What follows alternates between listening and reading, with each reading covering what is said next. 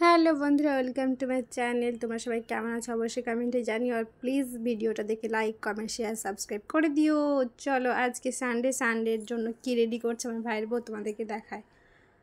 আমি তো জিজ্ঞেস করলাম তুমি কি করছো, রান্নাঘরে গেটের সামনে বসে রয়েছি, দেখো বেড়ালগুলোর মতো বসে রয়েছে, যে কী করে দেখি। ও তো বলছে না, ও শুধু বলছে তুমি দেখতে থাকো।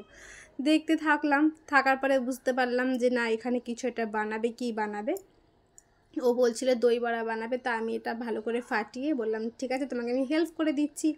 শুধু শুধু তো খেলে হবে না, একটুতে হেল্প করতে হয়, বসে বসে খাওয়া যাবে না, যেখানে হোক কাজ করতে হবে একটুখানি। তাহলে ঠিক আছে একটু একটু ভেজে দিচ্ছি আমি। বললো ঠিক আছে তুমি ভাজো, আমি এগুলো রেডি করছি।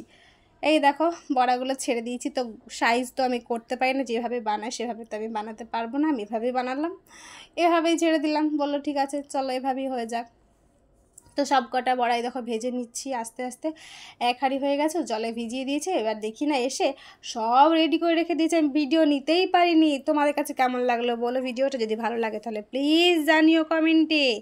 আমি সত্যি এসে দেখলাম পুরো রেডি করে রেখে দিয়েছে, ফ্রিজে রাখবে, সন্ধ্যাবেলায় খাওয়া হবে সেই জন্য। তো চলো টাটা, বাই, গুড বাই।